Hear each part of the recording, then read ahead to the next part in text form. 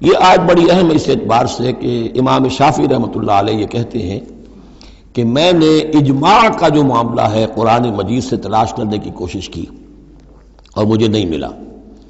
یعنی اللہ کے اطاعت یہ تو ٹھیک ہے، جو قرآن میں آیا ہے وہ قانون کا ایک سورس ہے، حضور کا فرمان، حضور کی سنت سورس ہے.